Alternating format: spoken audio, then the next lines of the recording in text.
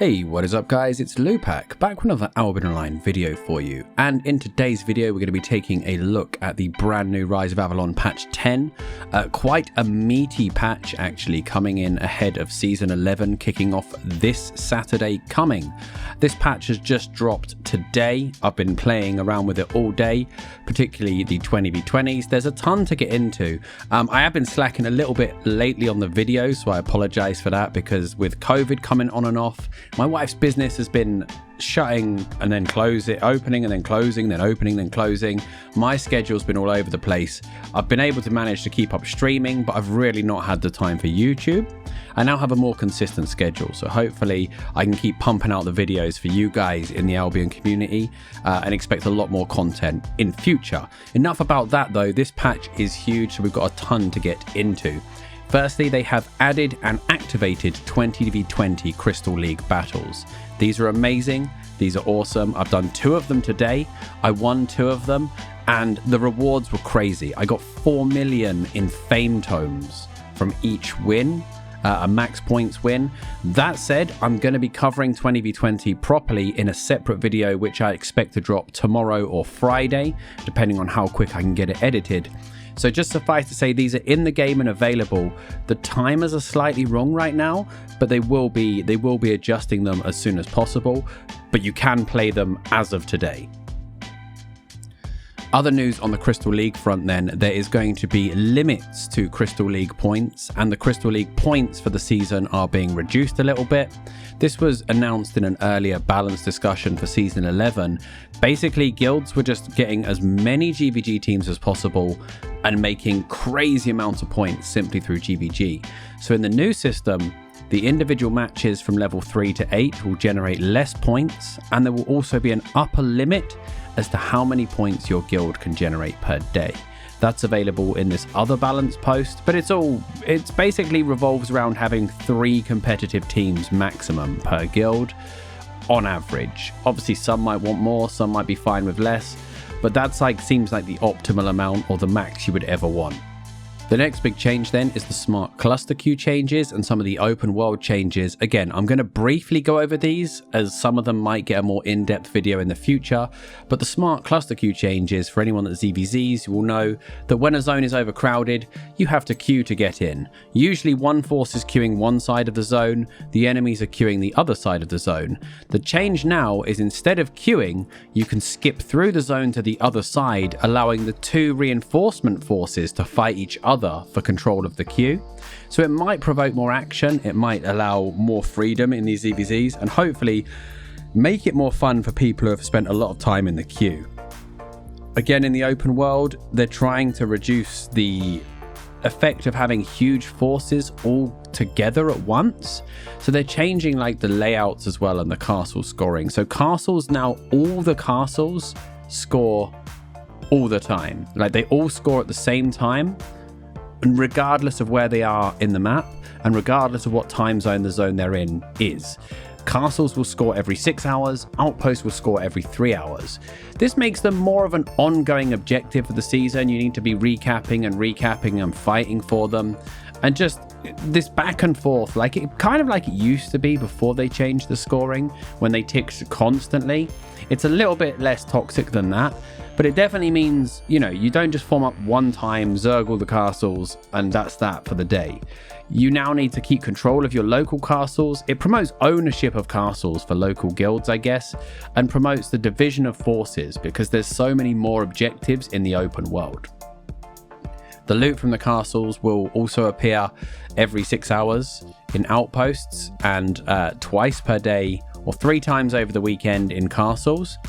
The loot has been scaled down, of course, and the season points have been scaled down to be split amongst these timers. So it's not like more loot or anything, but that's going to really mean that there's a lot more to fight over in the open world, and you're not going to see just one zerg rolling castle to castle. Another change that goes hand in hand with this actually is the castle distance changes. If we skip down here, they've actually rearranged the world. There's been big changes to the geography of the world.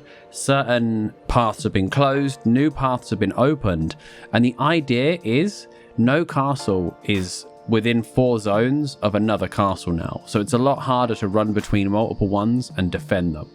So that really should have been up with the castle info, but it's down there, so that's what it is. Again, in the open world, more open world changes. They really are pushing the open world, and it's fantastic to see. There's been a big buff to world boss and raid zones. If you don't know what these are the unclaimable zones in the open world that have the big boss mobs inside, and the boss has usually got a castle or a crypt or whatever with tons of elites. They've changed this now, so instead of spawning once per day, the bosses spawn once per hour. The elite mobs spawn quicker, and this means it turns into a bit of a hotspot because killing the boss gives you an hour-long fame buff for that zone by 20%, right? Up to 20 players. They've also upped the actual fame from the mobs themselves. So these are now a really good fame farm hotspot. If you can keep control of these zones, they could be incredible for farming. But obviously, you need to hold on to them, you need to not die, and you don't need to not leave the zone. If you leave the zone or die, you lose the fame buff. And the bosses, I assume they've dealt with the world boss drops, because otherwise these world bosses are going to be dropping a lot of elite mounts, like the Rage Claw, the Spectral Steed, and the Nightmare Morgana's mount. These were the big drops from the world bosses, and pretty much the only reason to do them before. So now with this, maybe they've adjusted the drops, or maybe those mounts are going to come down rapidly in price. Who knows? But again, great to see open world fame farming and these big end game supposedly areas getting a nice buff. There's different staging, more variety of mobs, and they've removed some of the stuff that stops these multi-pulls that just insta wipe you.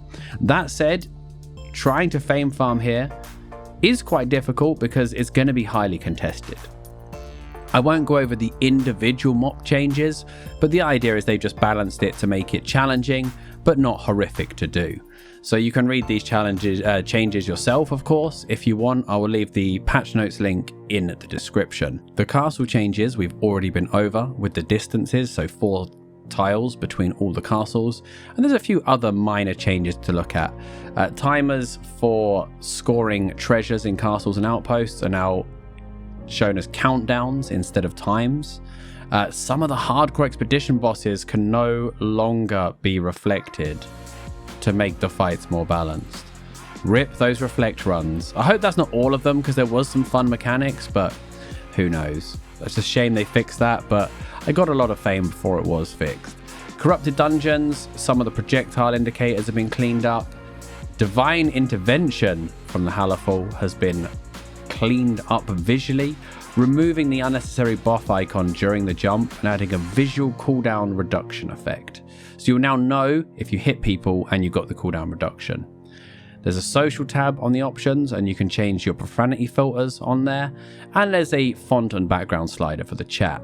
So that's the main patch changes, and now we'll quickly run through the balance changes, because there's a few balance changes, not a ton, but some that are worth noting. First off then, the arcane staff, magic shot gets a little buff, but more importantly, if you use mimic on yourself now as an arcane or an enemy arcane, you get a second magic shock on W, right? So basically you get double magic shocks, which in ZVZ is pretty strong. Definitely has some uses, because it acts as a silence, but it also acts as an interrupt / cancel. Really, really good. It's 0 energy cost to mimic now, which is a buff, and you're allowed to hold the ability for 20 seconds instead of 8. One of the problems though with mimic is you can't reuse the spell. As soon as you cast it once, you lose it, and then you have to re-mimic it. So it still makes the spell a bit clunky, but I do, however, like this change. I think it's good to see a little buff for the arcane. Axes, however, this new Q ability, Rending Rage for all axes, hits enemies in a cone in front of you. Each hit deals 50 damage. On the third hit, you leap 9 meters forward and root enemies. Sounds like a cool ability. Sounds like a lot of fun. The problem is bear paws are already one of the best ratting weapons for corrupteds. You know, they have a mobility E with the razor cut, a mobility W with the battle rage, and now they have a mobility Q as well. Sounds like a rat's dream for escaping. It feels a bit clunky to use in GVG. Had a bit of a play with it today, seen some people using it. Doesn't feel great to use in 5s. Maybe with practice people will get better with it. It's also less damage than the other abilities, but for ratting, holy moly, an extra 9 meter mobility? Yes please, I can hear the rats celebrating already. Rending strike on the axes, lower stand time, lower hit delay. Always a fan of that. You know I love hit delay and stand time reductions because they just make the game feel smoother. Vampiric strike for the battle axe. Potential 1v1 weapon here. Cooldown reduction, hit delay reduction, stand time reduction, energy cost reduction, damage increase. Pretty nice, pretty strong. Could see it for like life steely 1v1 builds, who knows? And the bear paws now attack faster but do less damage. Doesn't really matter that much. I think it works out about the same. But again, it's for those big hitters, those big hit builds, I guess it's not so good, but it's definitely good. They changed the aftershock on Realm Breaker as well. It doesn't do max energy anymore. It does max health and lasts a little bit longer.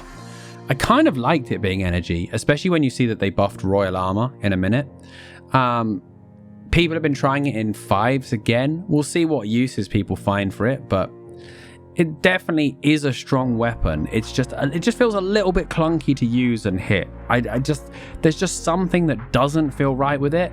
But when you hit a clump of enemies, especially like in GVG 5v5 or 20v20 choke points, this thing does a ton of damage now. Crossbow, slight change to caltrops. Instead of a dot, it's now instant damage. The main thing this will affect is the HCE. I'm not sure how the crossbows stack when you have 2 crossbows doing caltrops. This may be more damage overall because you're resetting your own caltrops quite often. I'm not sure exactly how it's going to work out, but I'm sure someone will do the maths and work out whether this is better or worse overall. In theory, it looks worse because obviously you're doing 34 damage instead of 14.38 times 4. But when you factor in fast rotations, resetting your own caltrops and stacking with another caltrops player, I'm not sure. Hammers, the auto attack on Forge Hammers is faster and does less damage. Very similar to the Bear Paws. The thing is with the Forge Hammers though, they have a passive that lets you stun somebody every 4th hit. And when you're attacking faster, you're going to get more mini stuns. So a really big buff for the lockdown kind of build. Fought some Forge Hammers in GVG today. It was nasty. I was getting mini stuns so much when they had a Hunter's Jacket up. It was crazy. Again, will it make them top tier? Probably not. Will it make them playable? Maybe, hopefully. We'll have to see in the next meta snapshot. Nature Staffs, Rejuvenating Breeze gets a cast reduction of 3 meters. Big nerf to Rejuvenating Breeze. This is really bad for Nature Staffs, especially in the 5v5 meta and the ZVZs. There's still, one hand's probably still good enough to play in 5s. You're still going to want Wild Staffs and Rampants in ZVZ. But it is a big nerf, and I honestly feel it was almost uncalled for to give it a 3 meter nerf. Holy is already creeping into the 5s meta in a big way. It's probably 50-50 between Nature and Holy. I really hope they don't put Nature in the grave and just make it a Holy meta, because the most fun metas in 5v5 for me are the ones where Nature and Holy are both played. Mystic Rocks on the Staff of Balance gets a slight increase to heal reduction. You may see the occasional Staff of Balance in 20v20 or ZVZ now. Still not great, not being able to heal. It's still not the best weapon compared to when it was introduced, but it may well be playable with a 35% heal reduction.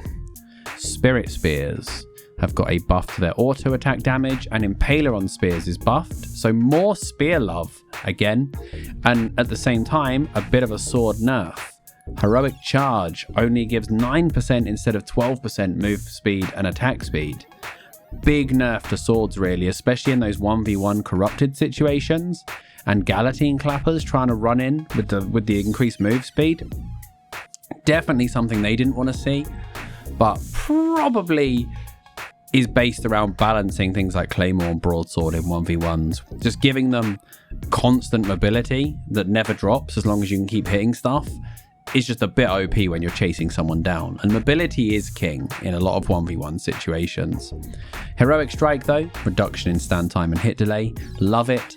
And Majestic Smash, Kingmaker, you know, one of the most disappointing Avalonian weapons. Finally, they've added, 44 physical damage to the swing. Never mind, it still sucks balls. All right, cool. Finally, the armors then, as we said, Royal Robe and Energy Drain on Royal Armor, getting a bit of a buff. Cooldown reduction on Magic Rune to 40 seconds, bigger buff duration, no hit delay or stand time, instant cast. Love it. Will it creep into HG? Who knows? Will it creep into 5v5? No, because you need to stay stationary. People will find uses for it. It's not a big effect on the overall game. Energy Drain, however, on the Royal Armor, I had big hopes for this, right? Reducing it to 30 seconds, no hit delay, no stand time, shorter duration but half the cooldown, fine.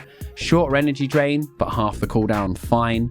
Allies gain more energy, even better for like frontline in 5v5. Bigger radius to distribute the energy, perfect. The problem was, the thing that I wanted to pair it with, the Realm Breaker, they removed the energy drain from the Realm Breaker because reducing their max energy by 50% and then draining them makes this doubly as effective when they reset. That combo though, they probably saw that combo coming and were like, that's going to be horrible. Like, people are just going to have no energy 24/7 with this build. So that maybe is why they changed one at the same time as the other. Who knows? And then lastly, a few minor fixes. You can do turning off effects now works as intended. Some issues with cluster queue. Some aggro issues with Demonic Harbinger, and some numerous graphical, animation, audio, terrain and localization fixes. Quite a big patch then, ahead of Season 11. Just a reminder, Season 11 reset day will be on Saturday. You can catch all the action on Albion TV. I will be hosting the EU reset over on twitch.tv/AlbionOnline. So we'll see you there on Saturday. I'll release a video talking more about the 20v20 very, very soon. Hope you've enjoyed this video though, guys. Don't forget to leave a like and comment. Let me know what you want to see videos on in the future. And if you have enjoyed this and you've made it all the way to the end, consider subscribing to the channel. It's fun, it's free, you'll get notified of my future content, and it helps me grow as a creator. Thank you guys so much for watching. Hope you have a fantastic day, and I'll see you soon.